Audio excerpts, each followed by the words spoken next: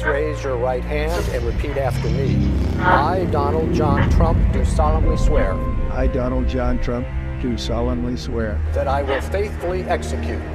That I will faithfully execute. The office of President of the United States. The office of President of the United States. We have been given a gift by God today to usher in a new dynasty. Now you get RFK Jr. Don't you want a president who's going to make America healthy again? You get Tulsi Gabbard. Putting our country in a continual state of war. You get Elon Musk and you get J.D. Vance. A hell of a way to start the next 4 years.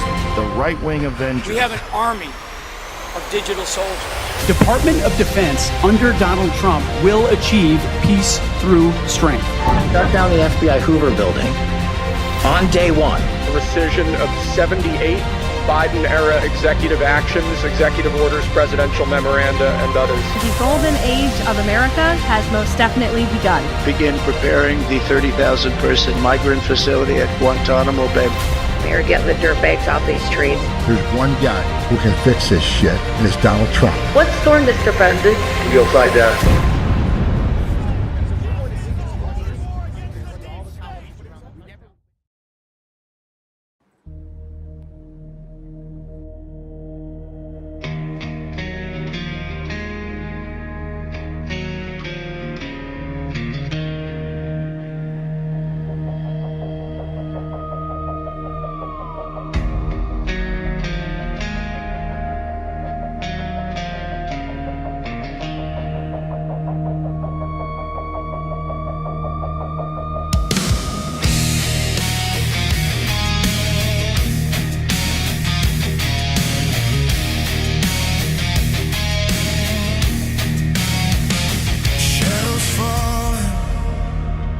Thunder breaks, the ground is shaking from the weight. Voices crying in the night, but freedom burns a steady light. We hold the line, we won't let go. Through every trial, the truth will show. This is your daily dose. Open your eyes, see through the smoke, see through the lights. Rise from the silence, hear freedom's call. One voice, one people, united we stand tall.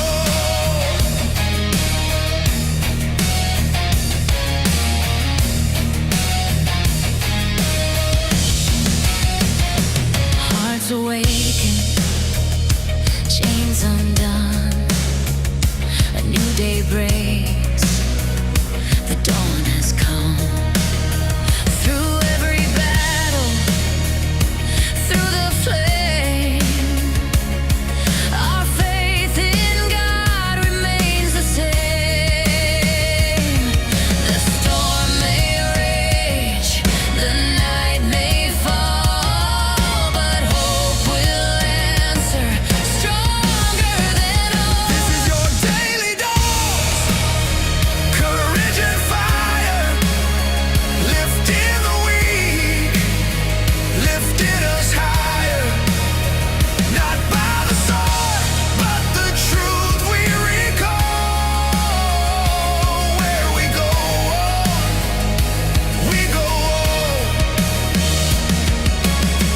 we've seen the darkness try to reign. We felt the sorrow, we've known the pain. But every trial has forged the steel. In God we trust, His plan is real.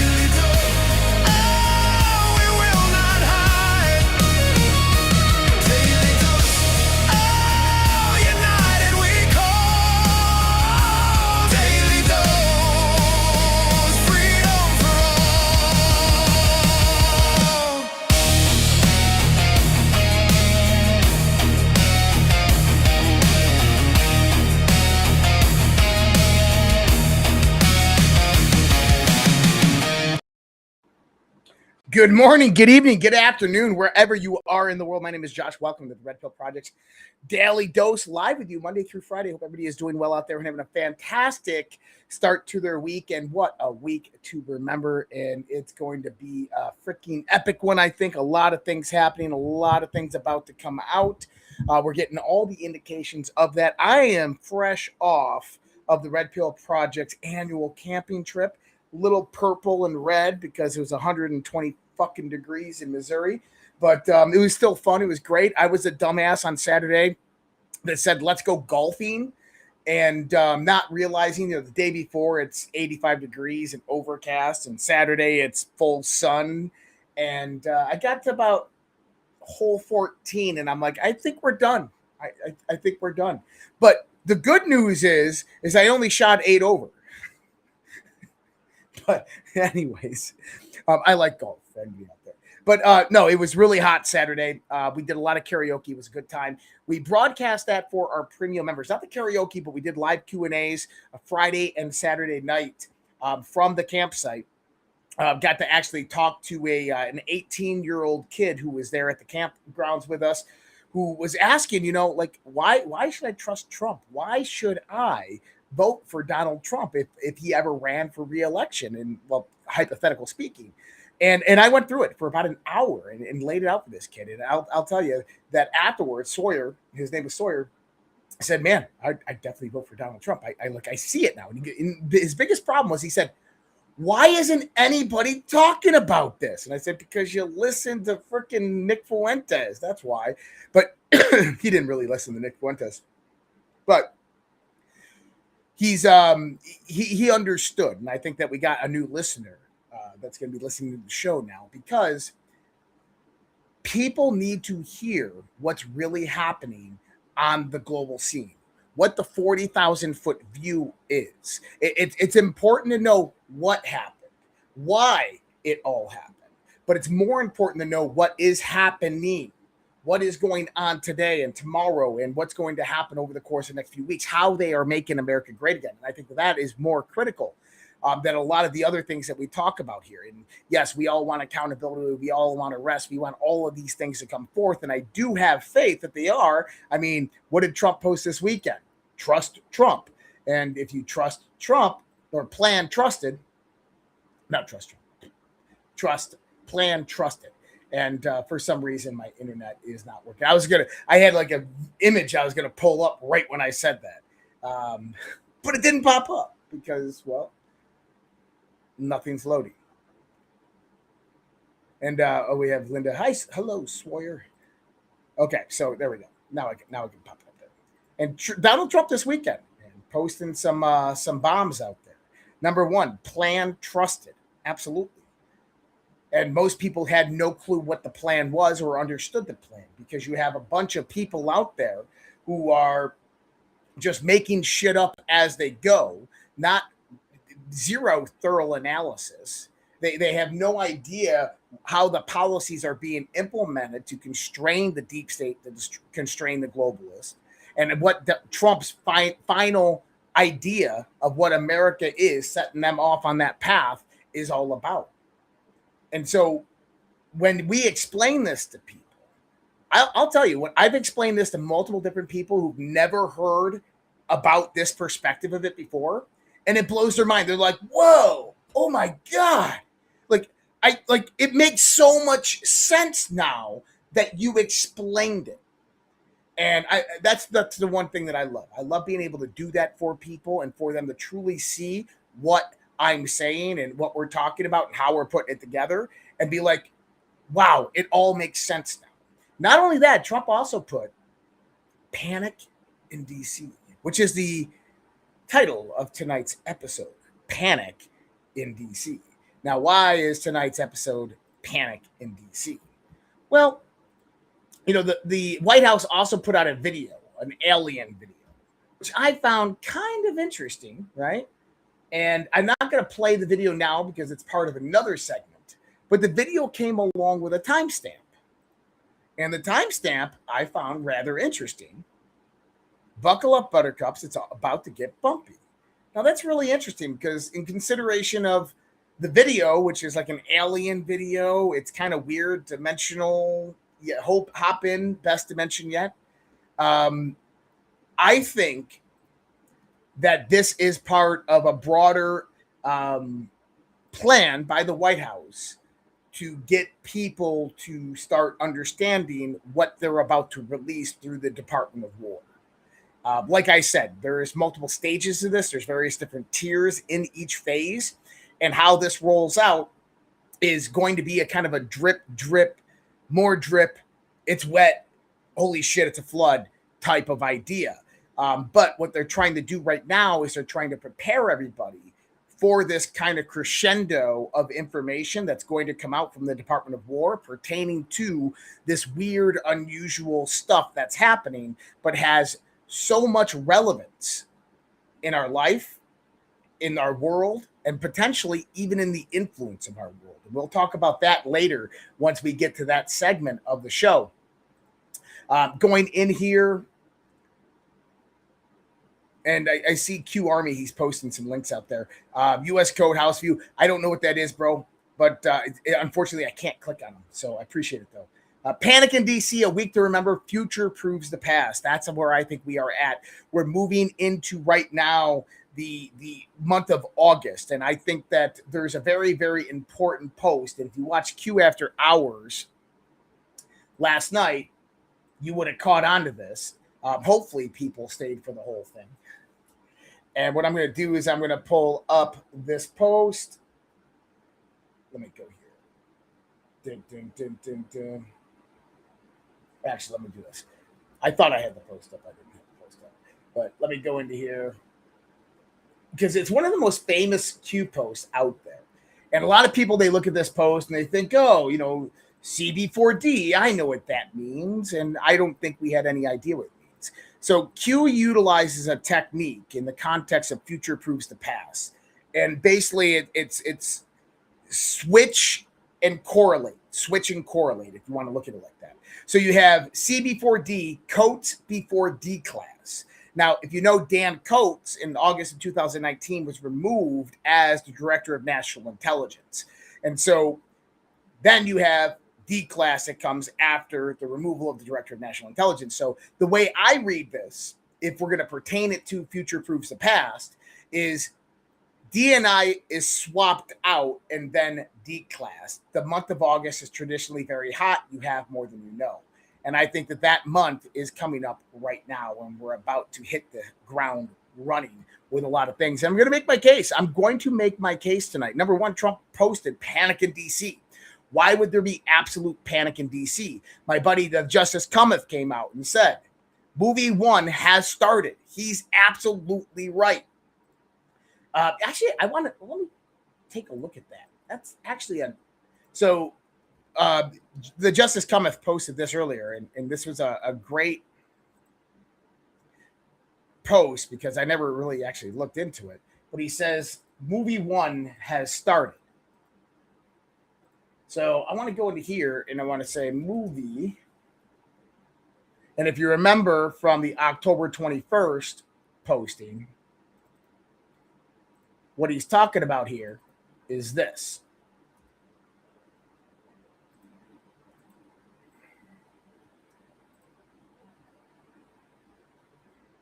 Panic in DC, FISA-gate, Guardians of the Pedophiles. Now, what's interesting is, there we go. That's what I was looking for. I love this.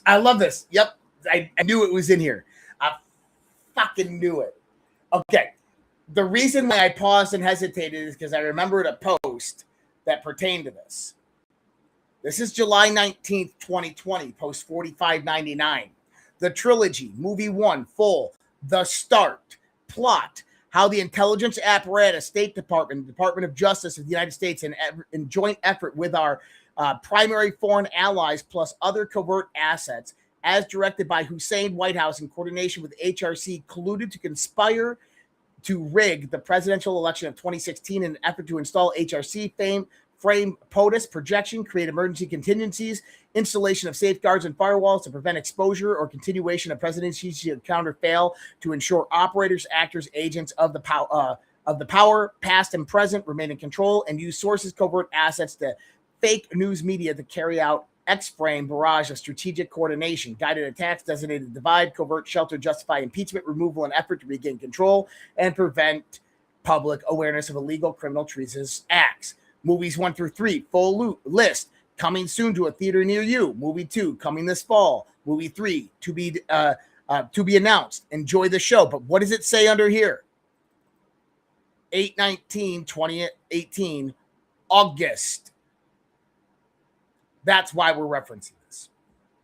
So Trump coming out with this panic in DC is synonymous with, hey, this movie has started. Buckle up, buttercups. Things are about to get bumpy. So we have other indications of this. DNI Pulte has given indications that things are about to happen. Earlier today, well, yesterday, if you noticed it, DNI Pulte put out some information, but today, DNI Pulte put this one out. News forthcoming in the morning. So more news coming in the morning. He retweeted one of the declassified documents that he put out yesterday, and he said, coming tomorrow, more.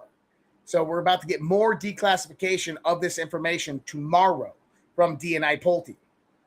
So when we look at this, acting DNI Bill Pulte just carried out the 4th round of layoffs within the deep state on Sunday night. Pulte, since becoming active director of national intelligence, our team has been smartly and carefully reducing the size of ODNI, refocusing ODI on national security, the law, and the statute. As of this evening, we just finished the 4th round of thoughtful, measured layoffs. Thank you. Absolutely. DNI Pulte a day ago posted this gem. And you got to ask, what is this all about? It says, after the speech, President Trump on the phone, Pulte in front of him. Why is this important? Right after this is when Trump posted the meme of panic in DC.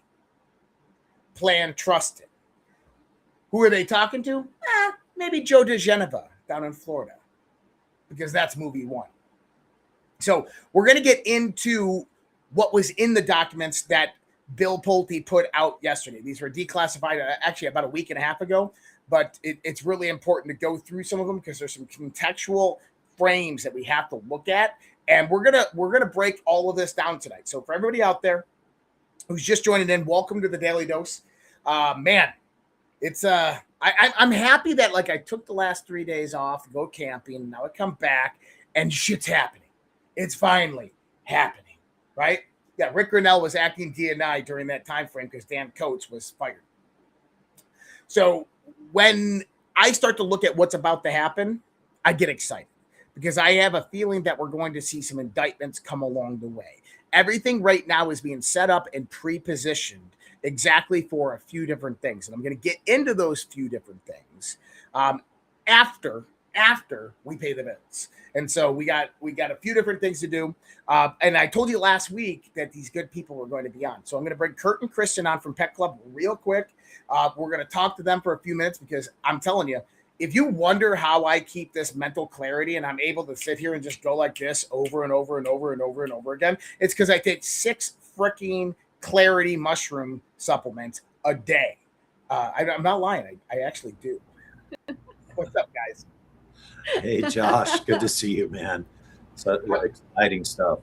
It is. It's crazy what's happening right now, because it's finally coming to fruition. Things are finally happening. And it's good to see that President Trump is about to get the vengeance on these son of a bitches after all this time. So what has been up with you guys? Well, it's been a lot of fun. I, like you, golfed also last week. We went golfing, and I ended up shooting a 90, which I was so excited in the first 9 holes. So that was very good for me. Wait, you shot a 90 in the first 9 holes? Just joking. That's my one golf joke. But that's a good golf joke. Thank you. But yeah, it's been so amazing. Like you said, we're so excited. Things are happening. Also, a lot of people have been writing us and letting us know what's been happening with them. We came on a little while ago and talked about the longevity pack, where you can get all these 5 different complementary mushrooms working together along with the beauty and longevity gel. And it really helps to activate mitochondrial biogenesis in the body and give you a really healthy cellular renewal. And part of that, when your body is naturally being rebalanced and repaired and regulated the right way through functional foods, part of that is that you get some things that happen to you that you maybe weren't expecting. And so a lot of us are expecting or are experiencing a lot of weight loss, which is really exciting. I've lost 7 pounds. My mom has lost 16 pounds. Our friend has lost 22 pounds. Our other friend has lost 12. It's just, I can go on and on and on. And I keep getting reports back from the audience as well, from this community, that it's been very exciting for them too, because as their body's been rebalancing, they're kind of experiencing all of the same things as well. And, you know, I think the best part of it's great to lose weight because you feel better, but I feel like it's more important to feel younger, right? When you feel younger and you have more energy and, like you said, more clarity, and it's more sustained, then you can really be active in the world. And, you know, whatever you're convicted about, whatever it is, you have more energy to really stand up for what you believe in and be more active and participate more. And so I think that's been the best part of this whole journey as we've introduced this longevity pack. So I encourage everybody, if you haven't tried it yet, you got to try this longevity pack, because it's made a huge difference just for me. And I've been taking mushrooms for years, and just stacking those additional couple mushrooms has made a really, really big difference. Awesome. And by the way, I do take the longevity pack for everybody out there. I didn't read directions when I first got it, so I'm like taking the gel stuff and I'm like rubbing it on myself and I'm like putting it everywhere. And I text Kristen, I'm like, I don't think I'm supposed to rub this on. No, she's like, you know, you're supposed to eat it. And I'm like, oh, I'm gonna go take a shower. But she's like, no, you can put it on your skin. Yeah. It's fine. It's fine. I'm like, no, I think I'm gonna go take a shower. It actually does make a great serum. So if you put it on like before your moisturizer, it has aloe vera, proprietary structured water, reishi mushroom, a lot of botanicals that are really hydrating and nourishing for your skin. So even though I take a teaspoon of it every day, I mix it in with a smoothie because it tastes very natural. I must warn you all, it is 100% natural. So you want to make sure you're mixing it with a juice or something to make it more palatable for yourself. But you can also put it on your skin and it will make a really big difference. It's very deeply hydrating. Yeah, it's very earthy and organic. But this stuff is phenomenal. I mean, I use the Clarity, the Shield, the Restore, and the Enforce over there, the Coriolis Versicolor every day, and just phenomenal, man. They're freaking fantastic. Now, one of the things that you guys have talked about, and one of the things why you guys have been with me for so long, is because we always get these emails or we get messages all the time of people having testimonials. You got some? I heard you got some testimonials. Mm-hmm. Yeah, we're constantly getting testimonials, and it's important people understand that this does not cure, mitigate, or prevent. Of course, we have to put that out there. All this does is it modulates the immune system, gets it running optimally again. And you know, the key to resolving any issue is our immune system. That's why we have it. And if we can keep it running optimally, it's capable of resolving anything. And so we get, here's a couple just from today. Got this from a lady named Beth. She said, I have a guy named Don that I bowl with. Well, he and his wife, Angela, came over today. Angela and Don have 2 dogs. They bought treats just a little over a couple of months back, but the dogs are older and have no teeth. So I told him just open the regular Enforce Coriolis Versicolor capsules, which is a human product, and just put them on the dog's food. Guess what? The one dog has a lot of tumors and one is bigger than her thumb. Well, not anymore. All those tumors are shrinking and most are gone. And the big one is very tiny now. The dog is running and hasn't run in a very long time. They're so happy. Just thought you would love to hear. The next one is my brother was diagnosed with stage 4 prostate cancer. His numbers were 264 and should be under 1. They were planning surgery and possibly chemo. I had him take 10 a day of the Enforce. Just about 40 days later, when they did pre-op, his numbers dropped to 7. They held off on the surgery and he kept taking the mushroom. After about 3 months on the Enforce, he just had an MRI and no signs of cancer. We are so happy and grateful. We learned about the Enforce and what it does to get the immune system working optimally again. We were just hoping it would help him recover from the surgery faster. That's just a couple. Yeah. So many more that we have coming in.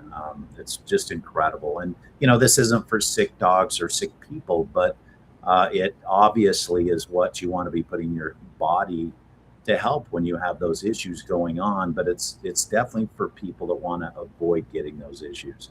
And there's nothing better out there. And one thing that I want to stress on this is because we all tend to look at things in a generalized format. You know, typically throughout your life, the reason a lot of people don't get the C word and stuff like that is because we have strong immune systems, and our immune systems are able to fight that off and take care of it. There's times in our lives where we have depressed immune systems, and this comes from environmentals and stress and the world and life and all these things. So when we start to look at why Coriolis Versicolor is so important to our bodies, it's like this. People take methylene blue.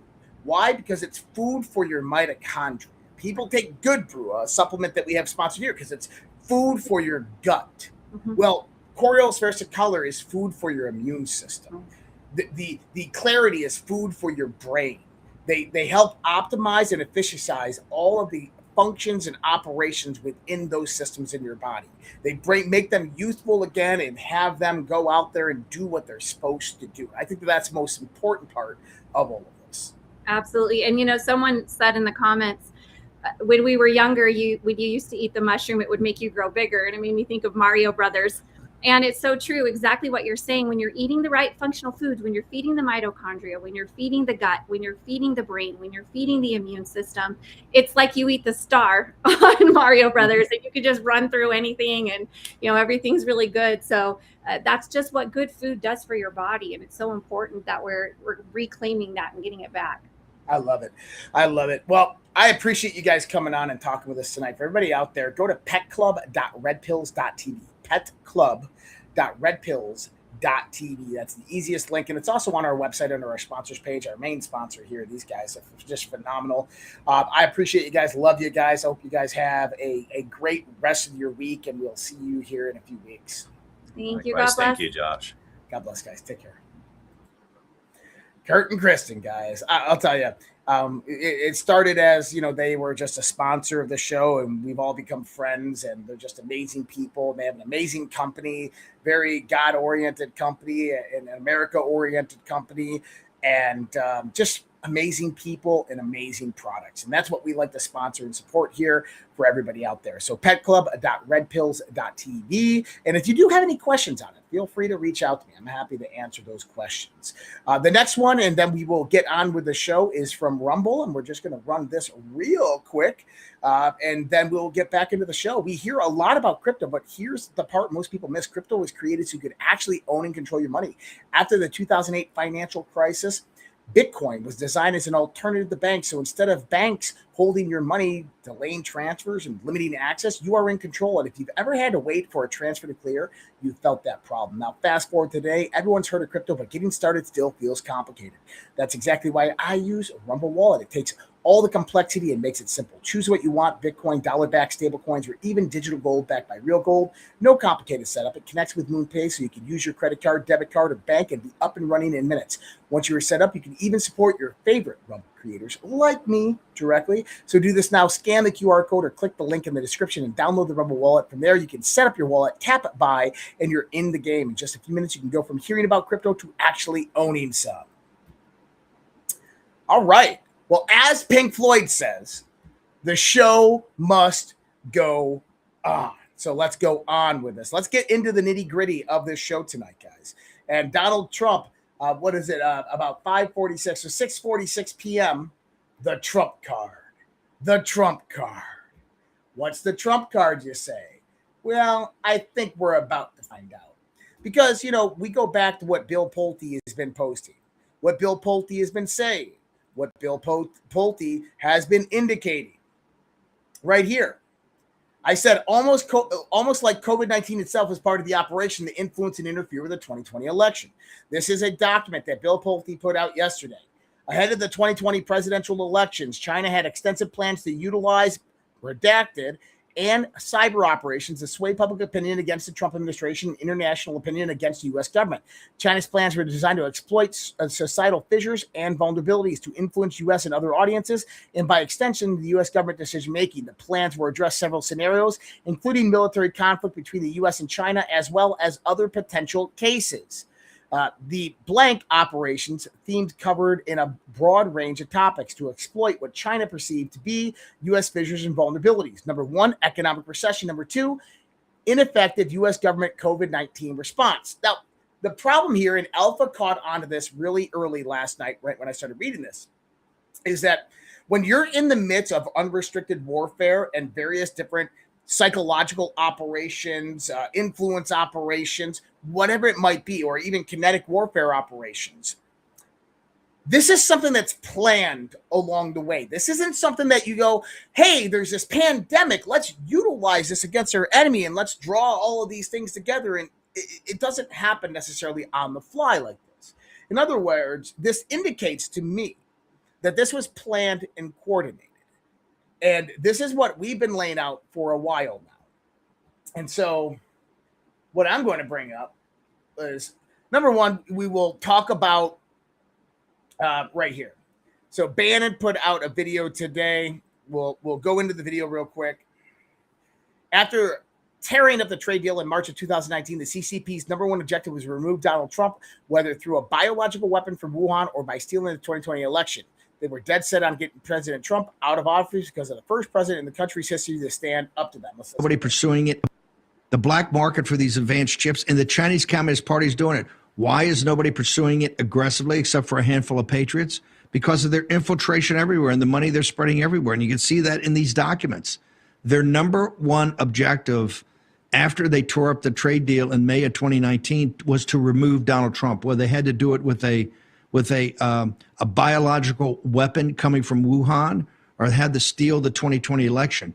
By hook or crook, they were getting Trump out of there. They had to, because Trump is the first president in our country's history really to stand up to him. The black market for these advanced... Okay, so whether it was through a virus, so Bannon obviously believes that this absolutely was intentional.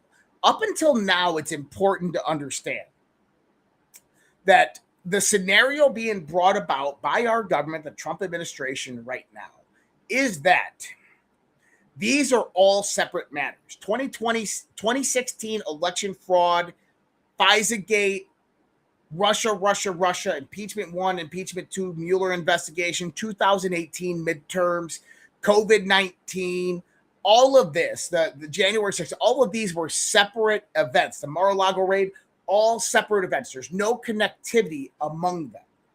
This is the idea that is right now. The transition is going to happen where this is all going to start coming together, where you're going to start seeing how they are all interconnected, very similar to what I've been talking about. Now, before I get into my post, I will address what people are talking about, what I saw a few people saying in the chat. And I think that this is actually very, very important. Josh said, this is from Marvel Jesus 99. He said, Josh said, Defense Bill Section 219 with this red line, now it's perfectly fine. I didn't say it was perfectly fine. Okay, so Marvel Jesus, I want you to do something for me. I want you to go watch Q After Hours last night, where I explained Section 219. I want you to go out there and listen to it. Not just the one little clip that you want to go out there and comment about in YouTube fucking chat. I want you to listen to the whole clip and tell me what I said. So don't be putting bullshit in the chat, because that's just not true. I'm not fine with it. I'm completely against it. I don't think it's a good thing. I think it's a pretty fucking bad thing. I've already expressed that multiple times. If you don't know what I'm talking about here, I'm talking about Section 219 of the National Defense Authorization Act. Last night, I said for people who are claiming that it's a convergence, a merging of the U.S. military and the Israeli military, that is not the case. That's not what it is. That's not what it says. And I urge everybody, before reading headlines and assuming that that's what it is, to go out there and actually read Section 219 of the National Defense Authorization Act. I think that that is so important. Read it before you make a judgment, okay? Number two, what it actually does is it allots proportional amounts of money to Israel to integrate into the military-industrial complex for the innovative nature of our defense systems. Basically, the U.S. will be burdened to buy certain amounts of Israel military tech, and that would recompensate Israel for the $3.1 billion that they're losing from funding from the taxpayer. Now, do I think that that's a good thing? No, I don't. I think it's fucking stupid. I think it's fucking one of the shittiest things that Congress could fucking pass, and it shows whose side that they're truly on. I think that there's no way that it could actually pass the constitutional sniff test because it actually opens an office directly at the Pentagon for an Israeli rep, just like we have with our military industrial, like Lockheed. Lockheed's already over at the Pentagon as well. I did not say it was, maybe I said it was not a big fucking deal when people were saying it's a merging of the U.S. military and the IDF. That's not what it is. Alpha said it wasn't a big deal. Let me put that there. Alpha said it was not a big deal. Alpha said it was a nothing burger. I have been against it since I've learned about it. I've also told you about section, I think, 743, which converges U.S. intelligence in the Middle East and Israeli intelligence in the Middle East. That is even more of a concern, and nobody's talking about that. It's almost like section 214 or 216, whatever it is being utilized as a distraction mechanism for what's actually happening in the intelligence section of the NDAA. Maybe go try reading that one. And I'm not mad at you. I'm just saying, is go listen to what I actually said about it. Because it doesn't merge U.S. military in the Israeli military. It's about the military-industrial complex. It's about technology, and it's about innovation. That's what it's about. And what I was saying yesterday is that people need to stop repeating this headline. Oh, my God, it's merging the U.S. military and Israeli. It's not. We need to actually go out there and read these things and understand what they're saying. Is it the end of the world? No. Is it a good thing? No, absolutely not. We should have a military tech coming from only American companies, period. That's my thoughts. I regress. But thank you for reminding me of that because it is something I wanted to talk about tonight. So now let's get into this. I posted this earlier today. It's well worth the read. I've been wanting to do a post like this for a while because this is what I'm always saying on this show. Biowarfare in the 2022, the setup 2014. October 17th, 2014, the Obama administration announces a funding pause on the new federal funding for certain gain-of-function research involving influenza, SARS, MERS viruses that could reasonably be expected to increase transmissibility or pathogenicity in mammals. The pause followed several biosafety incidents in U.S. labs. May 2014, the National Institutes of Health through NIAID awards EcoHealth Alliance grant R01AI110964 to study bat coronaviruses and their spillover potential. EcoHealth subsequently subawarded part of this work to the Wuhan Institute of Virology. 2015, an article by Major General He Fengshu, the president of the PLA, People Liberation Army's Academy of Military Medical Sciences, arguing that biotechnology will become one of the future strategic commanding heights of national defense for China, including weaponized genetically manipulated viruses that exist in nature but are not contagious to humans. Gain-of-function research. It is important to note, although the development of this virus was not originally intended to help steal the election, this was the ultimate use for it. The real reason why many of us believe it was created coincides directly with the 16-year plan. In 2017, biology appears in the People's Liberation Army Strategic Doctrine. 2017 edition of the PLA National Defense University Science and Military Strategy included biology as an emerging domain of military competition and discussed the possibility that advances in biotechnology could create new forms of biological warfare, including concepts such as genetically targeted attacks.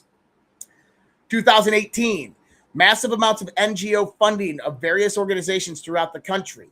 The focus was attorney generals and secretary of states. This was primarily driven by George Soros of the Open Society Foundations and other billionaires like Neville Roy Singham, self-proclaimed communist who has deep state ties to the CCP.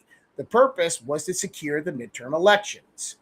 2018 to 2020, Bill Gates, along with George Soros, invested in a number of companies pertaining to biotech, including companies that were developing testing products for zoological viruses, the primary viruses at the time that were not contagious to human beings. So think about this. Millions of dollars are being diverted from their philanthropies into testing requirements for zoological viruses that have never infected a human being pre-COVID.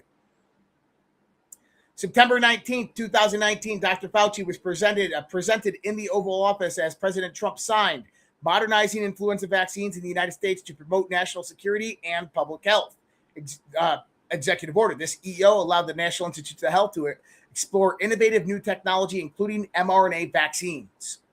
October 2019, Event 201 was a pandemic preparedness tabletop exercise held on October 18th, 2019 in New York City. It was organized by Johns Hopkins University for Health Security, the World Economic Forum, and Bill and Melinda Gates Foundation. The exercise simulated a fictional coronavirus pandemic originating in Brazil from animal to human transition. December 2019, first officially recognized cluster of coronavirus emerges in China. China notifies the WHO on December 31st, 2019. China reported a cluster of pneumonia cases of unknown cause in the World Health Organization. Novel coronavirus identified. China scientists identified the causative virus in early January 2020. First confirmed U.S. cases January 20th, 2020 in Washington State. By the way, that was an Army officer coming back from military games in Beijing. March 13th, 2020. President Trump signed the National Emergencies Act through Proclamation 9994 in response to COVID-19. April to June 2020. This is where it gets important. The Attorney Generals and Secretary of States of numerous states temporarily expanded mail-in voting by mailing absentee ballot applications to registered voters, relaxing witness or notarization requirements, extending application deadlines, adding secure ballot drop boxes, expanding early processing of mailed ballots. Now this says see number 5. Why? Go to number 5. What does number 5 say? Massive NGOs funding of various organizations throughout the country. The focus was attorney generals and secretary of states. So 2018, they funded the campaigns of Secretary of States and Attorney Generals. Why? Because you scroll back down here and you start to see why.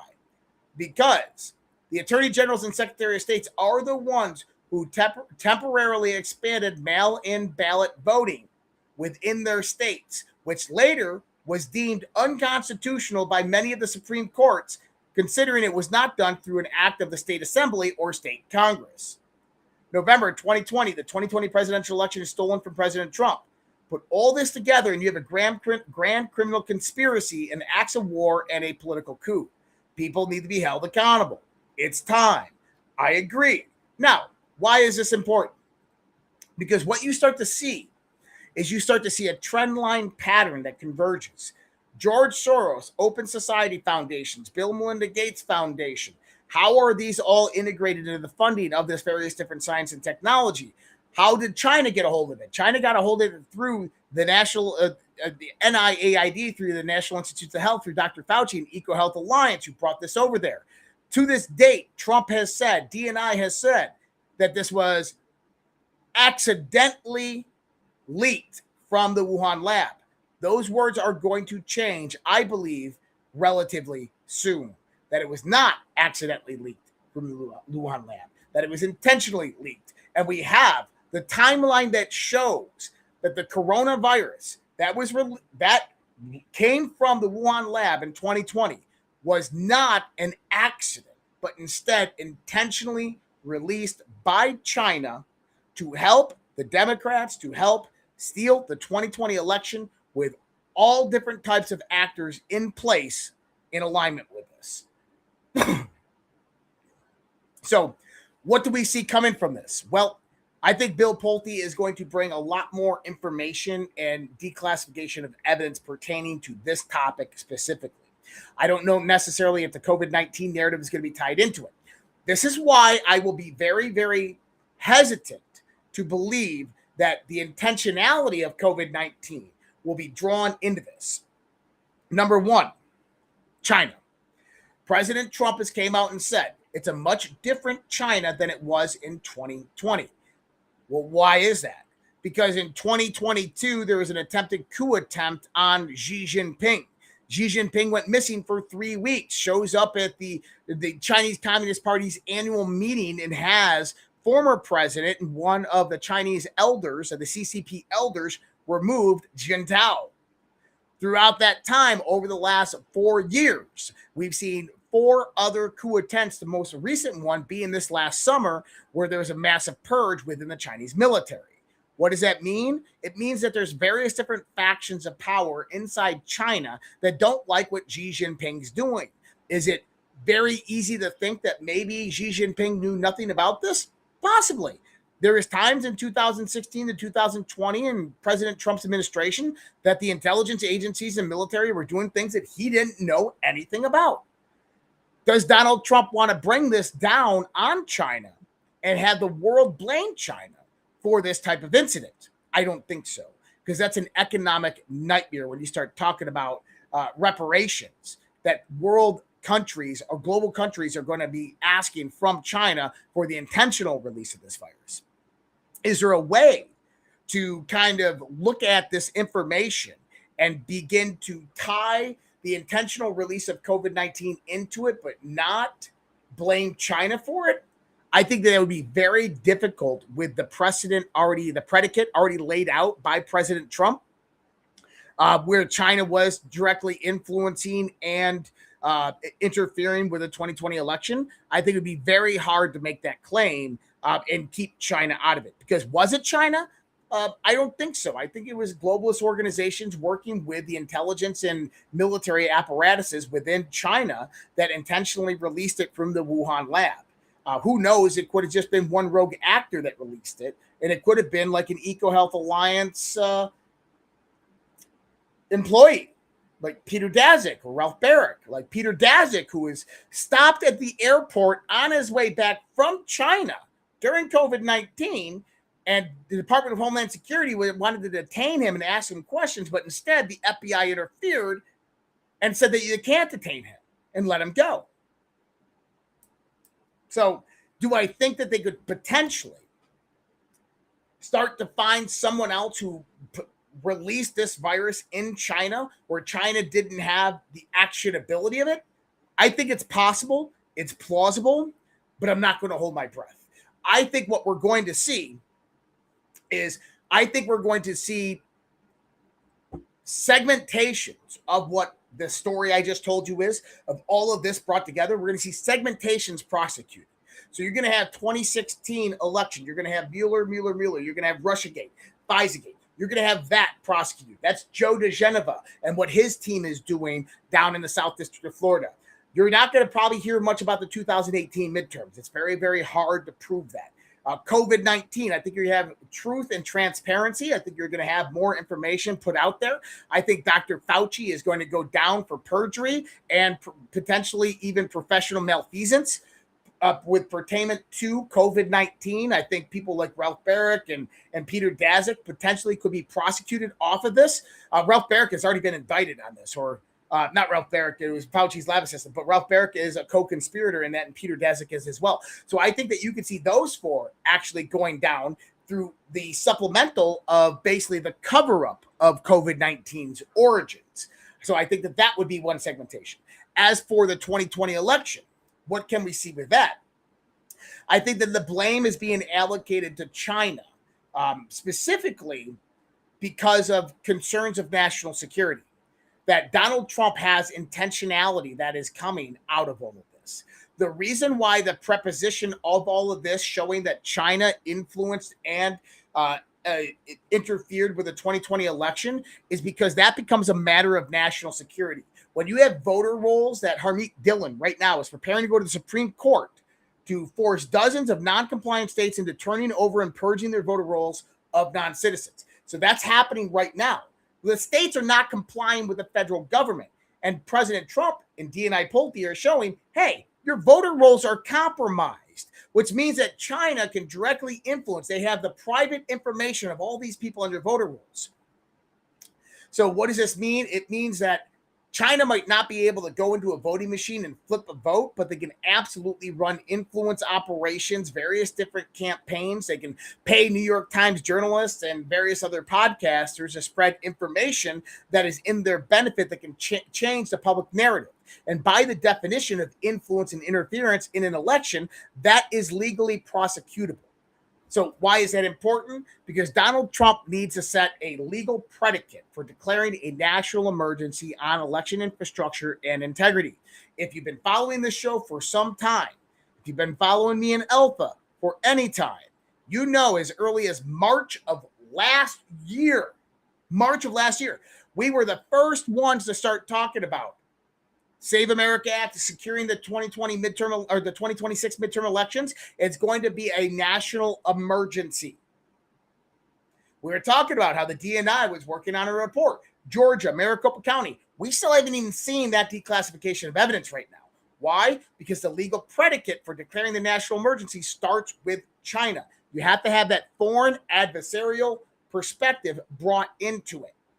So, Donald Trump posting the Trump card. Why is that important? Potentially, that could be the initiation of a national emergency.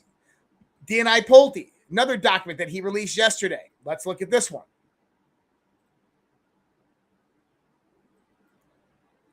What does this say? Summary of select intelligence reporting from 2004 to 2020 on Venezuela's electronic voting manipulation capabilities. Now, this basically is a list of capabilities of Venezuela and what they were doing to kind of steal elections with Smartmatic technologies, how Smartmatic was basically banned in 2007, how they went out there and implemented in other various different companies, Dominion, so forth. But it does not talk about the stealing of the 2020 election. But why is the DNI, acting DNI, Bill Pulte, putting that out there? He is putting that out there specifically because it is foreshadowing of what's to come. Once we get into Georgia and Arizona, it's going to make a lot more sense. And I think that information is coming relatively soon. So from Catherine Herridge, acting DNI Pulte declassified intelligence reveals that voter registration rolls from at least 18 states have been compromised by the People's Republic of China. And those states, Alaska, Arkansas, Colorado, Connecticut, District of Columbia, Florida, Georgia, Iowa, Kansas, Maryland, Michigan, New York, North Carolina, Ohio, Oklahoma, Rhode Island. And those are some of the same states that are not complying with Donald Trump's executive order, with the Postmaster General, and with Harmeet Dillon's investigation. So, not only that, Natalie Winters today with the War Room. What did she report? Here are the mainstream journalists on China's payroll. I exclusively uncovered the identities of prominent U.S. journalists flown to China by the CCP-linked influence operation seeking favorable coverage and positive messages about Beijing. The names include Ezra Klein, New York Times, Matthew Iglesias, Vox, Ronald Brownstein, Bradford Plummer, Marjorie Miller. We have Steve Clemens, David Roddy. We just talked about David Roddy the other day. Jonathan Alter, David Sweeney, Daniel Gross, Marilyn G-Wax, Kathleen Devaney. We have Tom Olmsted, Steve Chapp, and Bruce Stokes. And so the list goes on. And there's many more to be added onto this because I myself and Alpha both said something on this. Let's pull up Alpha's post first. But I'll get back to the partitioning of what I think is going to happen here in a minute. So now we find a circle of social media groups they associate with and amplify. This is phenomenal work, Natalie. Now everyone dig deeper to expose the circles and the politicians. What's he hinting at? He's hinting at this. This network is far more intricate. It wasn't just the mainstream media journalists. It was social media influencers, bot farms, and amplifier networks, far more advanced than a few stories in the mainstream media. This is what people need to see. We need this information to be declassified and put out there. This is far greater than just 24 mainstream media journalists being influenced by China through money and blackmail. What we're talking about here, and I will kind of explain how I know it works, is on X how they used to have organizations where you could become a member of this news organization and So you would have like another little emblem by your name if you're a member of this group or this organization. Well, a lot of those organizations that popped up had 5, 10, 15 followers, but they would get massive amounts of influencers underneath them. Well, we found out about 2 years ago that Tim Pool and many others who were associated with one of these groups, that group was being influenced directly by Russia. Well, China does the same thing, but you have to look at it as a proxy allocation. China will go out there. They'll have a Chinese citizen that's living in the United States of America who has a green card. They'll have them go set up a business entity, a media organization. They will work directly with Chinese intelligence. They will set up the media organization. They'll fund that through various different shell organizations. They'll give it $1 million. They'll go out there. They'll start making $100,000 deals, $10,000 deals, promote this post, do this.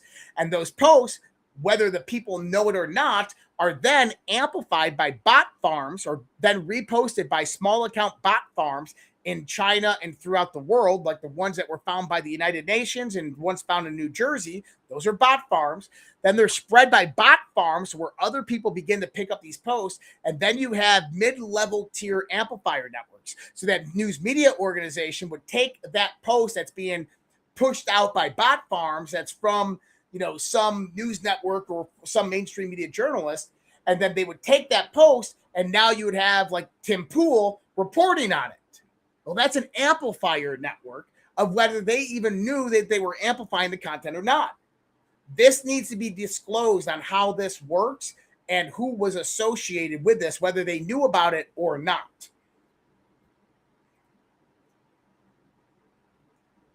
Okay, so when we're talking here about a grand criminal conspiracy, and that what we're looking at right now is segmentation of this grand criminal conspiracy and why there truly is panic in DC. There's panic in DC. Congress is wrapping up to go on recess. Why? Because August is typically a hot month in Washington, DC. They're going on recess because nobody wants to vote on the Save America Act. Senate's going on recess because they don't want to vote on the Save America Act. Why? Because they know that the controls of power will ensure that they don't get reelected again. That's how this system works. So when we start to look at this segmentation, Joe DeGeneva, various other grand juries, we have one in New York. You have a grand jury in New York which has subpoenaed Neville Roy Singham, the NGO founder who is funding the No Kings protest, the ICE protest. You could go all the way back to 2018 with the midterm elections.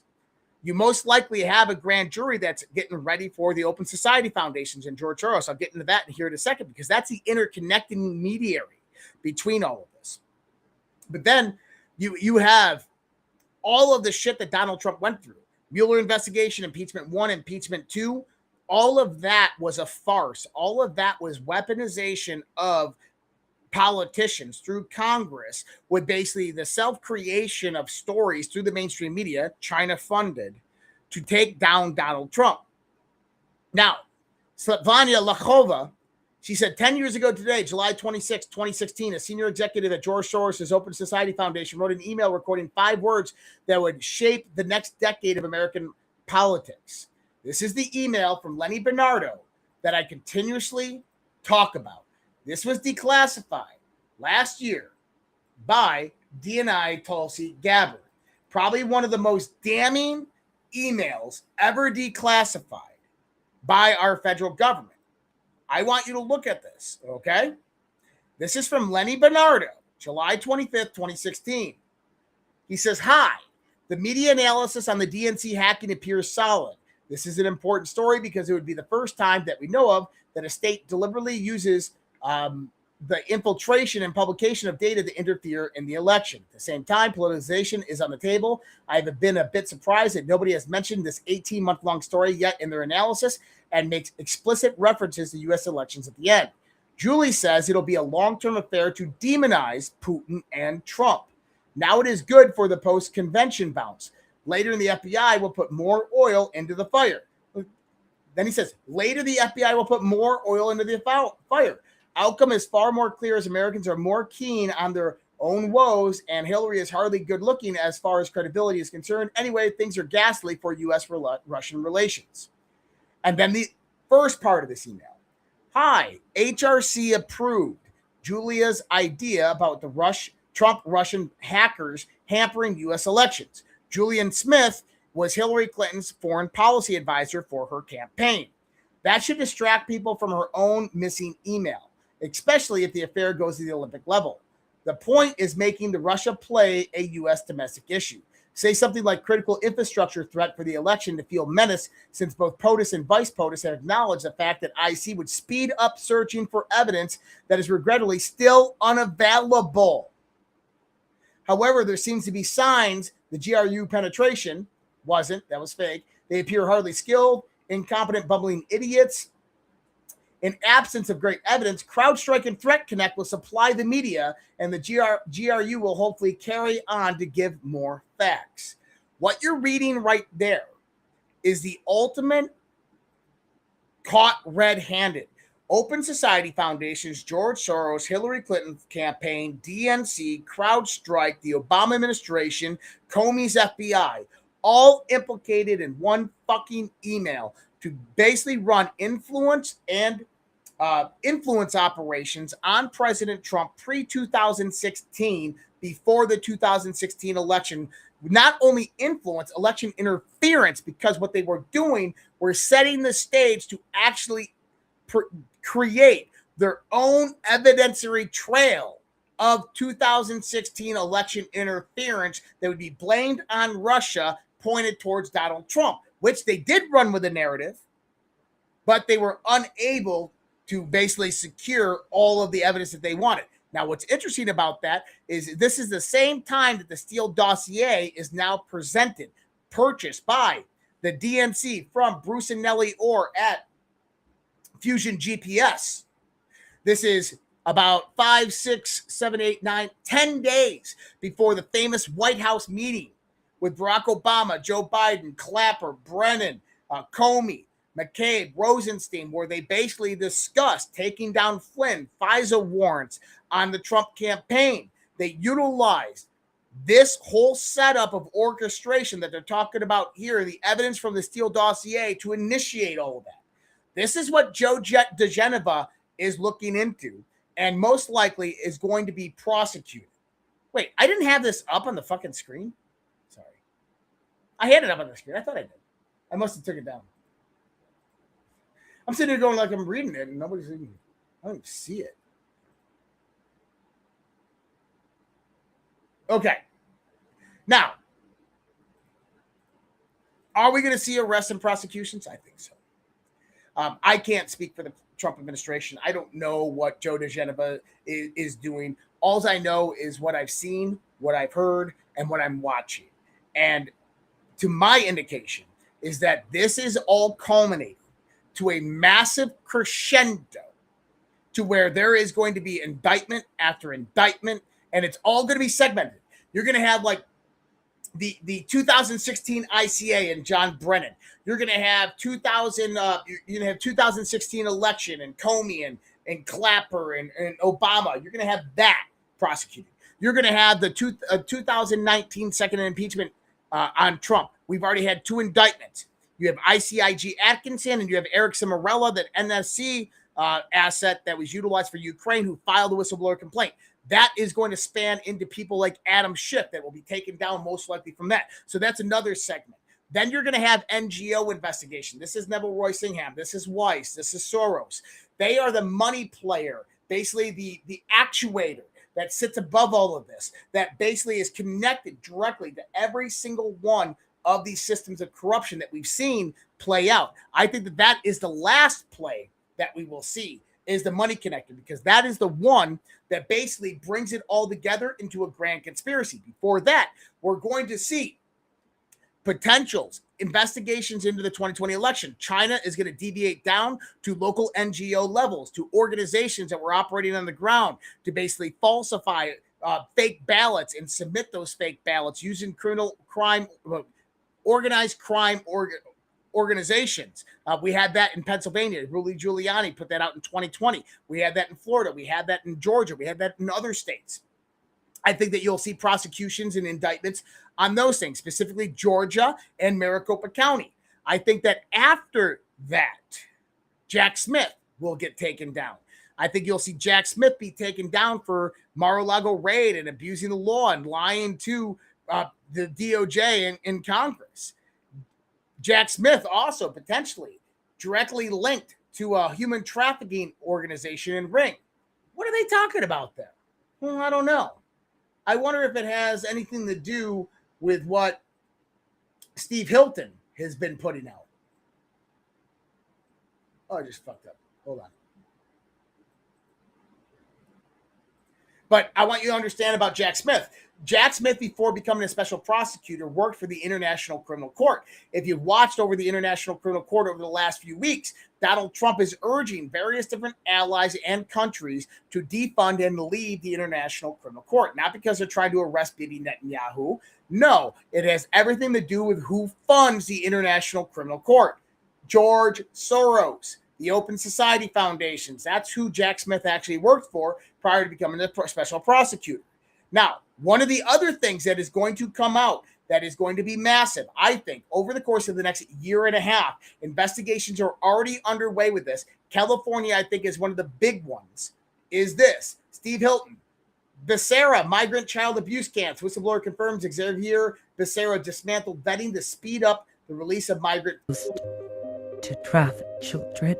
It's heartbreaking. Secretary Becerra pressured the Office of Refugee Resettlement to speed up sponsor transfers for unaccompanied alien children, going so far as to say, if Henry Ford had seen this in his plan, he would have never become famous and rich.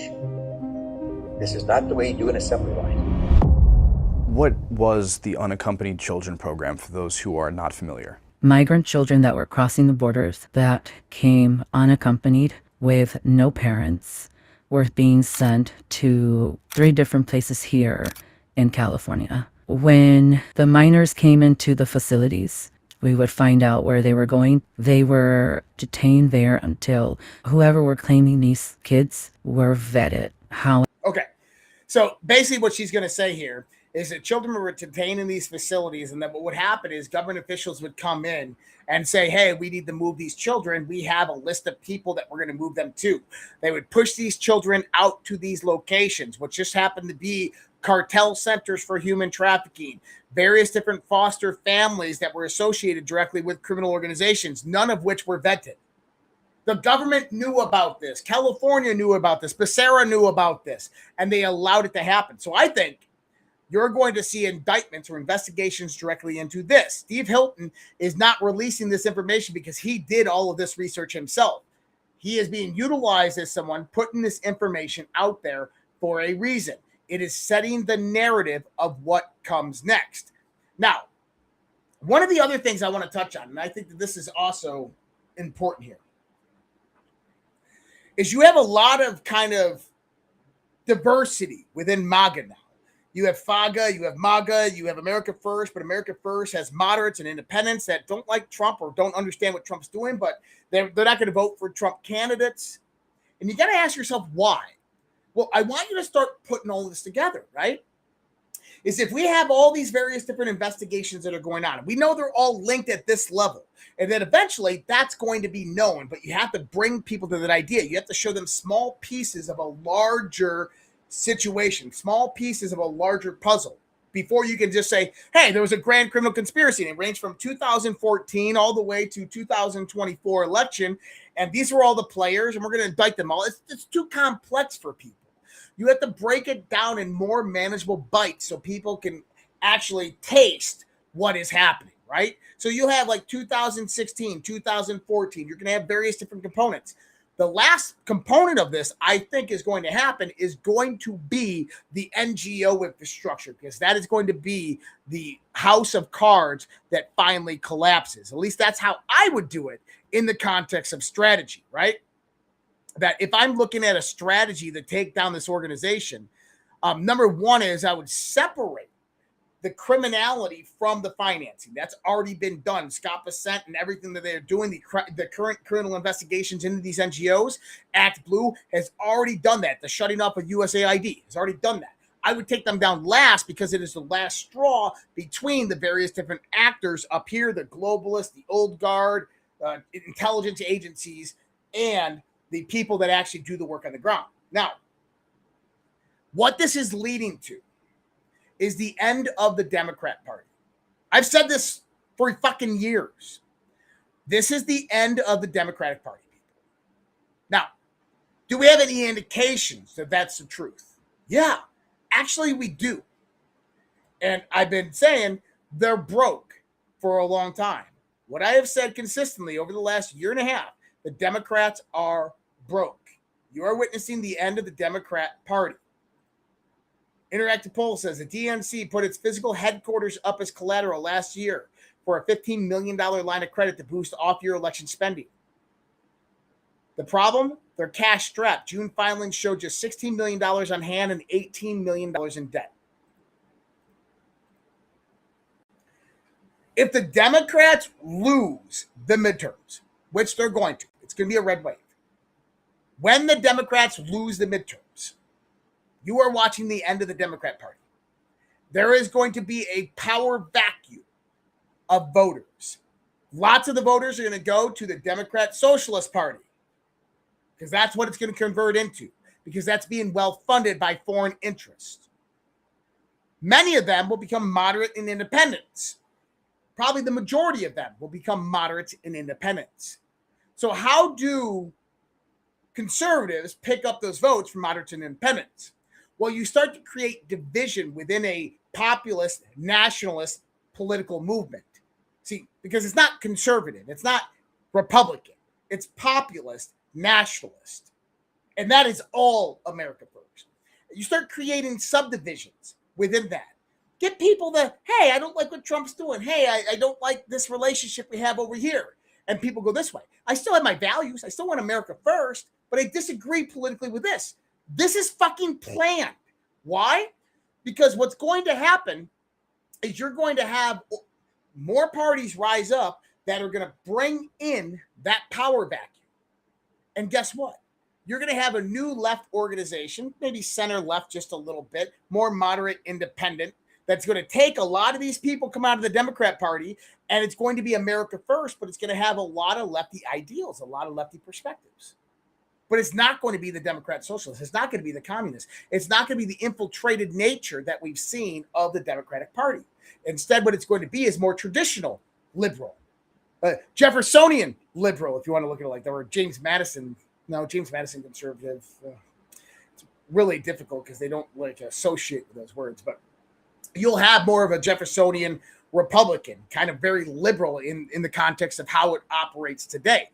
So what we're watching right now is we're watching the end of the Democratic Party and the formulation of various different political factions that are populist nationalists in origin, all American first, that are waiting for that power vacuum to bring those people in as voters, which means that potentially by the 2028 election, you're going to have 2 or 3 party system to where you're going to have 2 populist nationalist movements competing both for America first. I just want to say, because I think that's critically important. This is kind of what the idea what Donald Trump has been doing behind the scenes. But first, you got to get rid of the corruption in DC. You got to get rid, and you have to hold accountable the people who are fucking doing these crimes to our country. Nick Shirley says Ilhan Omar's net worth went from 30 million to 95,000 after the learning centers were exposed. This is a 99.68% decrease. She blames it on an accounting error. What did we just learn from Trump and from Bassett and all these other guys is that Ilhan Omar is under investigation. Everything from immigration fraud to potential even association with criminal networks. Her sister was directly associated with the learning center scams. You know, it's interesting. That's coming out right now. We have right now Hawaii's lieutenant governor indicted in the biggest bribery scandal in state history. So Ilhan Omar, you have California's lieutenant governor. You have various different congressmen and senators not seeking re-election, resigning, dropping out of races.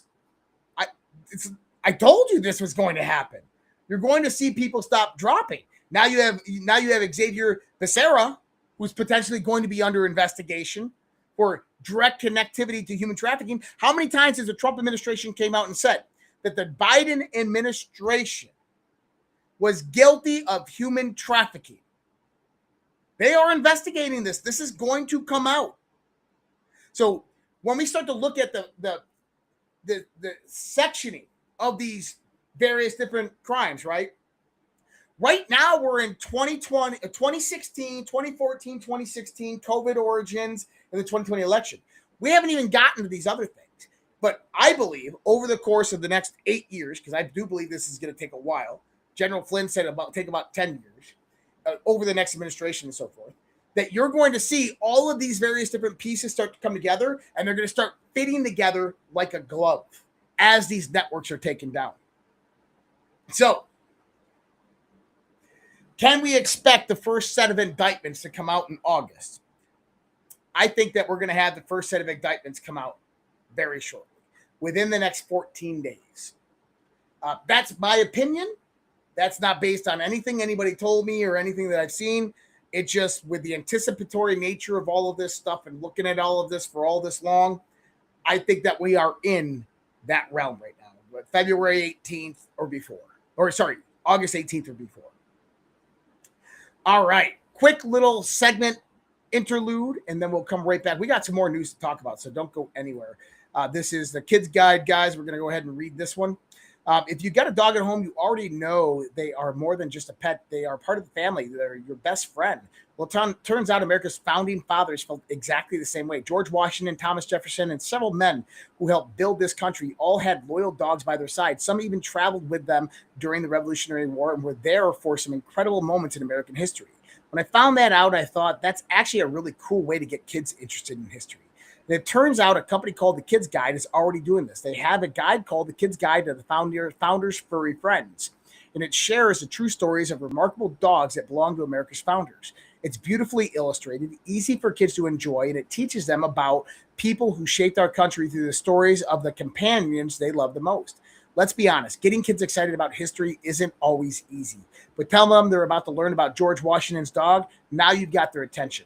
I thought it was genuinely a clever idea, and if you've got kids or even grandkids who love dogs, I think they'll have a lot of fun with it. They're running a special offer right now that includes a Kids Guide to the Founders' Furry Friends and some other freebies.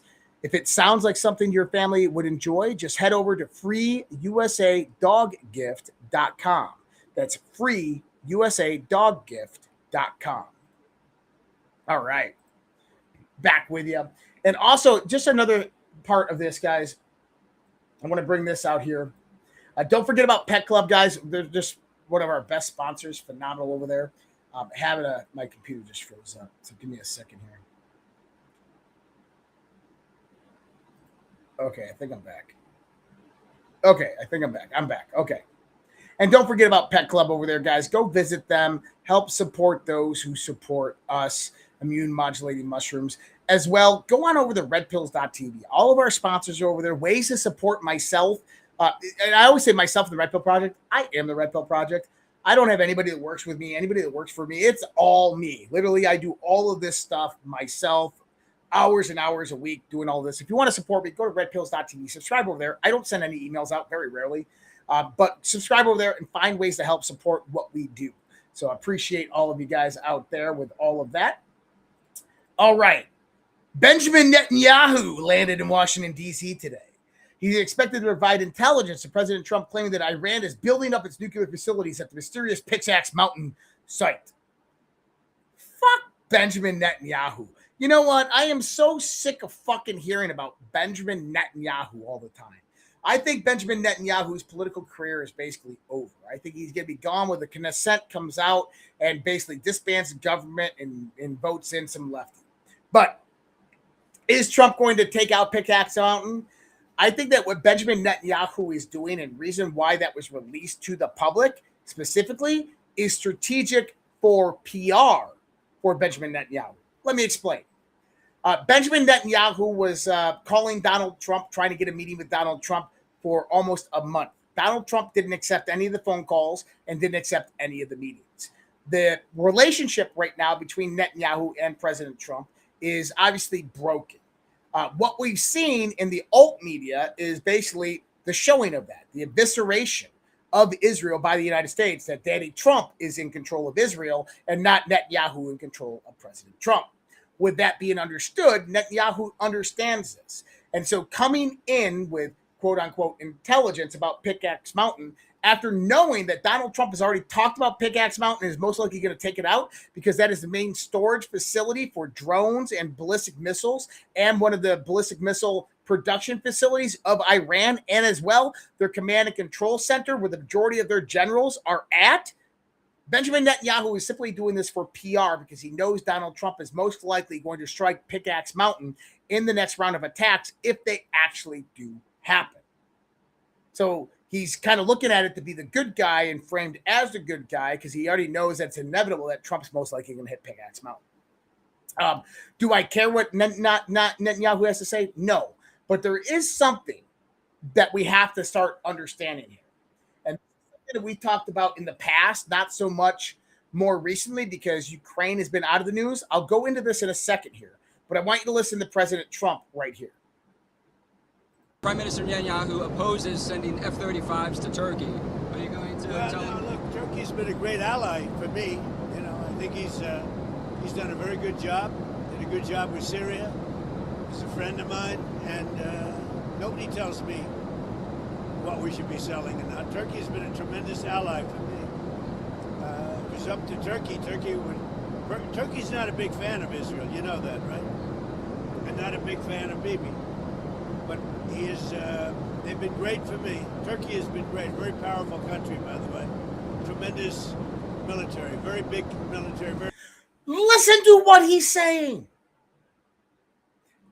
You know, Turkey's not very fond of Bibi Netanyahu of Israel.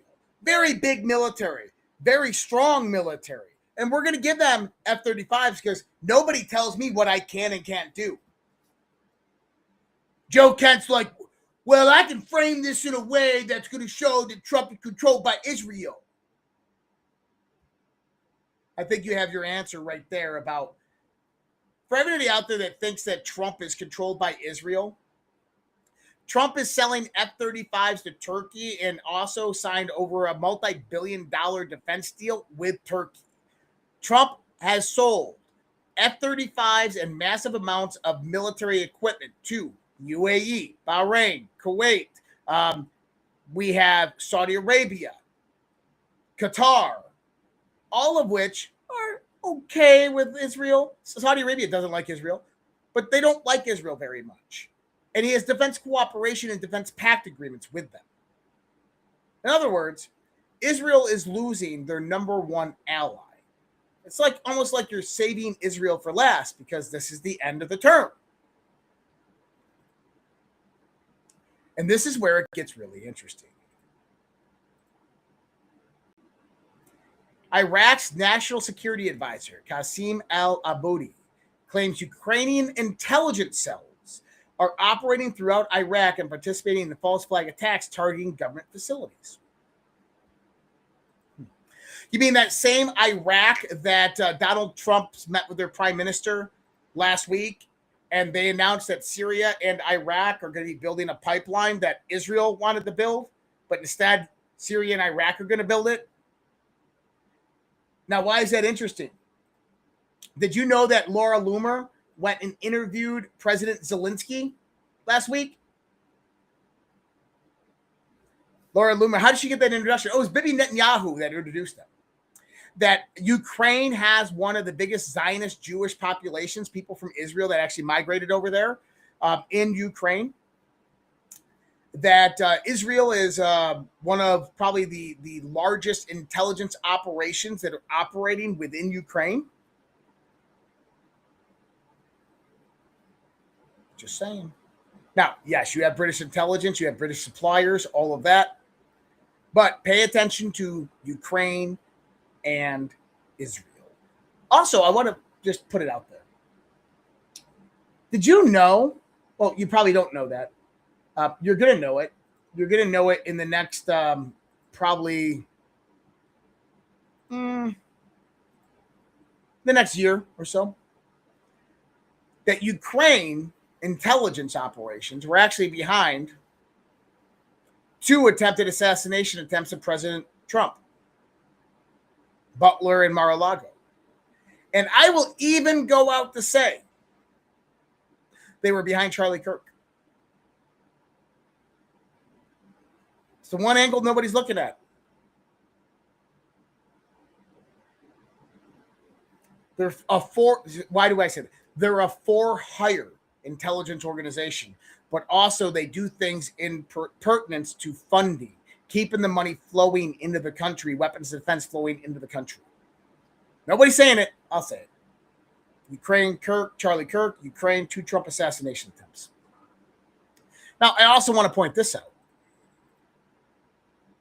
2 countries that are both in a proxy war, 2 countries heavily dependent on U.S. defense funding, 2 countries that have deep connections to global financiers.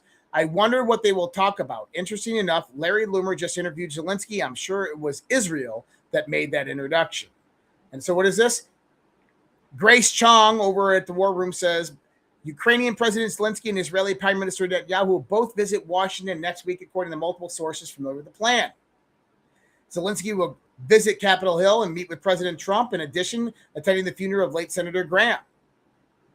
So Zelensky and Netanyahu are both in town at the same time, both asking for money at the same time, both asking for Trump to destroy their enemies at the same time. But something else interesting happened this weekend.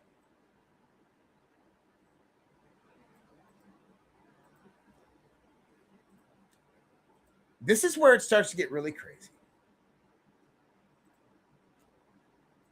Saeed Abbas Arashi, this is one of the foreign ministers that Trump is talking and communicating with in Iran.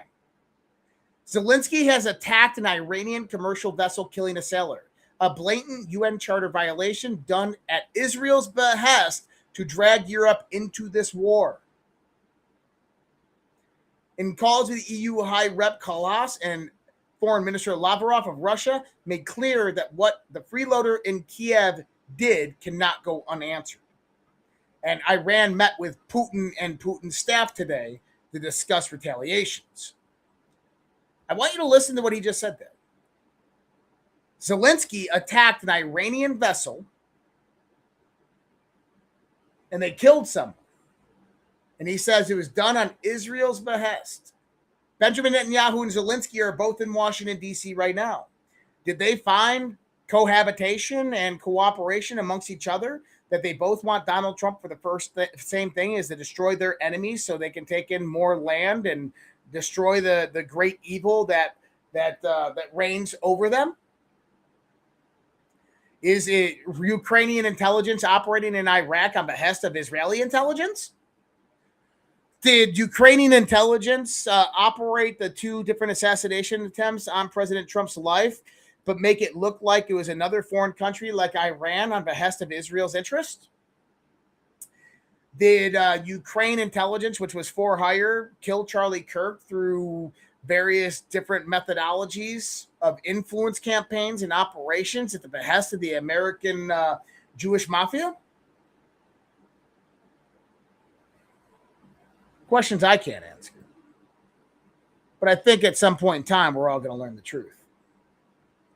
President Trump today. President Xi, at our recent meeting in Beijing, China, told me that he would not, under any circumstances, give or sell weapons to the Islamic Republic of Iran. And that statement included Chinese companies. Considering our relationship, I take him at his word. And besides, I am doing him a very big favor also.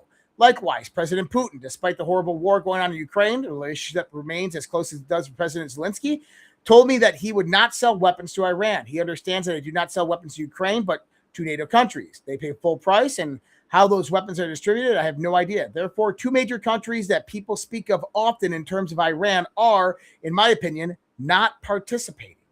If they did, it would be very bad for them. Certainly not in their best interest. Thank you for your attention on this matter. In other words, Donald Trump just came out and told you that Putin and Xi Jinping are not helping Iran. Why would he do that? I think what he's doing is, notice how he says President Xi and President Putin. He doesn't classify the deep state operations in those countries. All right. I told you I was going to show the video. If you haven't seen it from the White House, this is an interesting one. It gets a little fringy in the context of conversation, because if you know some theories that I've put up before, this is definitely right up the alley. Watch.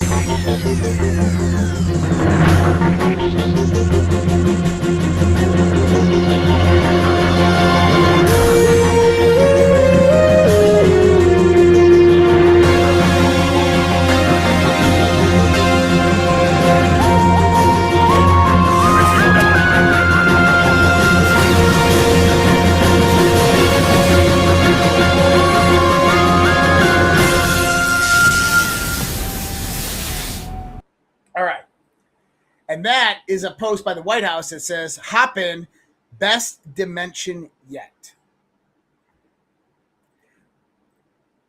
So the White House right now, through Stephen Miller and various other counterparts, are working to remove the non-disclosure agreements for people working in special access programs that have associations with reverse exotic aircraft technologies and aliens and all of this other stuff.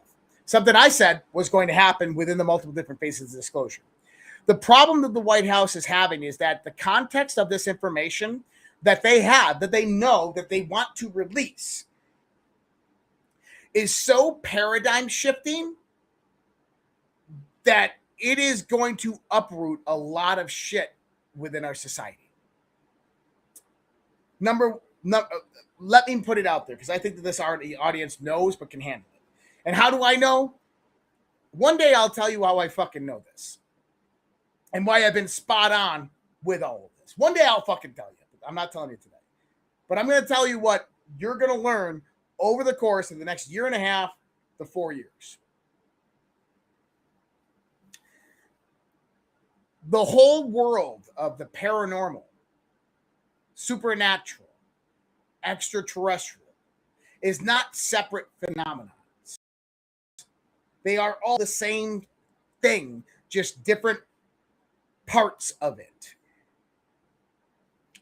When we see aliens, alien crafts, and ETs and stuff like that, not everything you see is actually what you're seeing. Some of it, visitors from other planets. Some of it, potentially time travelers. Some of it, people from the past. Some of it might be people who are living on this planet right now under us. A lot of it, I stress that, a lot of it are things that don't live within our realm of reality, what we would call dimensions. How do you make that make sense?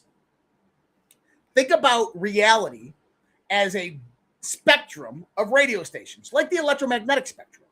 Right now in the electromagnetic spectrum, you see visible light, which is 1% of 3% of the entire spectrum that we know of. Okay, well, imagine that mass and matter was exactly the same way, but mass and matter existed in totality on a broad spectrum, and that we only experience mass and matter in a small little channel wavelength of, let's just say, 1035. And that our reality is tuned in to 1035. And that means that everything within the tuning, the phase transition of 1035, we can interact with. But let's say that there's another species that lives on the same planet as us, because that mass still exists in 1062 or 1073, but they can now have a radio antenna, their consciousness, that can pick up everything from 1037 or 1035 to 1064. So they have a broader spectrum range of reality. So now they can see us, interact with us, but we can't see them. That's the shit you're about to learn about. That's the shit that they're trying to figure out. How to tell people this without scaring the living shit out of them, and without uprooting religions. Listen to 1035 The Rock, absolutely.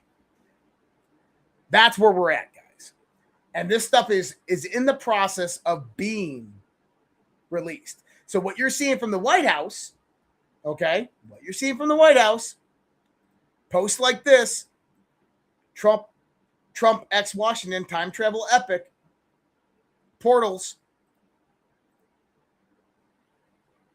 is foreshadowing and preparation for information that they're going to put out. I don't know how much you're going to put out, but I know that what we're talking about is very real. So when you get into the demons and all of this stuff or interdimensional beings, this is very, very real stuff. And it's been happening for a long time on this planet, especially the influence from these things on this planet. Now, going into the video, Chuck Schumer his face, and he's a AI robot. All I have to say, and anybody who's watched my Fringe episodes or any of the older episodes I've had before, told you so. Y'all remember the Black Eye Club? I told you they take that microchip, put it into the brain by taking the eye out, least invasive way, and that microchip connects them directly into the AI and then controls them. Been saying that for years. Give a shout out to YouTube. I've heard you speak about bioweapons and how they could configure them to kill one person. What if COVID-19 was developed to kill Trump and many others, but the others were just a guise? That's from Boycott YouTube, $10 Rumble Rant. Very plausible, but I don't think that it was specifically towards Trump. I think it was towards various different ethnic groups and so forth. JSW432, Jeff over there, get the 5 subscriptions to the Red Pill Project. And then we had, I think we had one more come in on Rumble. We did. A Love Warrens, $50 Rumble Rant. Blessings, Josh. Thank you. Thank you so much. You guys are awesome. And going over here, and it's so hard to separate YouTube. I wonder if I can just go to YouTube directly and do this. Because I got to pull up YouTube anyway. Let me see here. Give a shout out to the people who help support us over here. Why isn't the chat populated? There's the chat populated. What do we got here? I wish I could summarize this. We have Helen S111, an Eagle for 400 joules. We have Karen Lansdowne 9079, sent a UNC alert for 440 joules. Coffee Boy 951, Flow State 200 joules. Mark Pennington 67 joules. Dread Sick Cushings, the Eagle for 400 joules. Appreciate you guys. Thank you so much. You guys are awesome. And I think that's all I had coming over there. All right, guys, I'm going to leave you for that today. We have a massive audience watching on all channels. I mean, we have like over 5,000 people watching on all channels right now. Guys, I appreciate your support. Thank you so much. Don't forget to go over, visit redpills.tv, our primary website, as well as our one sponsor that we talked about tonight, Pet Club. Go on over there and show them some love, petclub.redpills.tv. They have absolute products for your pets, but they also have products for you that are going to help boost your immune system and get you healthy all over again. And get that longevity pack because it's absolutely worth it. I'm going to leave you guys with the one song that I always leave you with because I think that that's just appropriate. And if you're new here to the Red Pill Project, if you're new and you're listening, you're like, dude, this was a cool show. Subscribe, like, follow. Make sure that you guys are in the game because what I mean by in game is subscribe so you get notifications when I go live so you guys can stay updated and informed. So much love, respect. God bless, guys. Take care. Have a great night. And until next time, here is There Was a Time.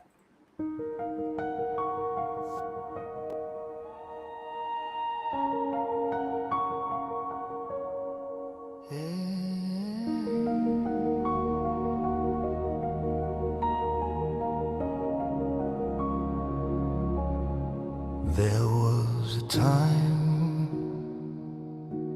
when our children stood tall, hand on their hearts, one voice for all. There was a time when honor had weight, when the flag was a symbol, not a debate. There was a time when our history was known, with pride in the rules that made us our own. There was a time, respect for the brave, for those who bled, for the lives they gave. Now the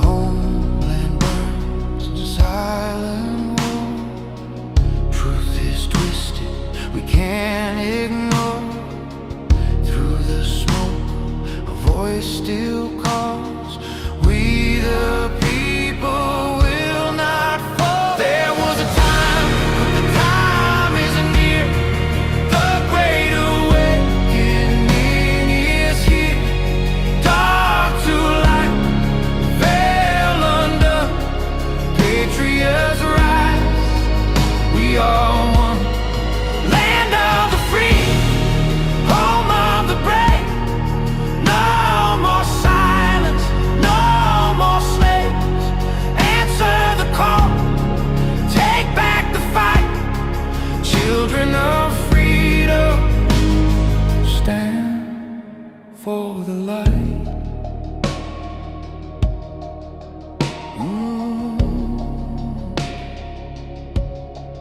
There was a time when truth was clear, when the media served, not ruled by fear. There was a time when leaders stood fast, guarding the people, defending the past. Now corruption wears a crown, lies are fed to tear us down. But Q said watch, and Q said see. The silent war will set us free. From the front lines, soldiers stare, wondering if we're still there. Their blood, their hope, their sacrifice will not be sold for a last prize. There was a time, but the time isn't near. The great awakening is here. Dark to light, the veil undone. Patriots rise, we are one.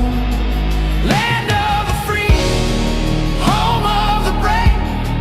No more silence, no more slaves. Answer the call, take back the fight. Children of freedom, stand for the light. Freedom is never more than one generation away from extinction. It must be fought for, protected, and handed on. Or we will spend our sunset years telling our children what it was once like in the United States where men were free. There was a time, the time is near.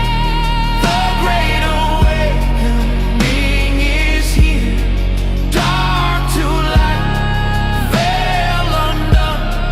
Patriots rise, we are one. Land of the free, home of the brave. No more silence, no more slaves. Answer the call, take back the fight. Children of freedom, stand for the light. There was a time, there was a time, now is the time. Do it, Q. I don't have to tell you things are bad. Everybody knows things are bad. The air is unfit to breathe, and our food is unfit to eat. I don't know what to do about the depression and the inflation. I want you to get mad. I have come here to chew bubblegum and kick ass. And I'm all out of bubblegum. People should not be afraid of their governments. Governments should be afraid of their people. The more you fuck around, the more you're gonna find out. These people are still a part of that system, and that makes them our enemy. We accept the reality of the world with which we're presented. It's as simple as that. I want you to get up right now and go to the window, open it, and stick your head out and yell, I'm as mad as hell, and I'm not gonna take this anymore!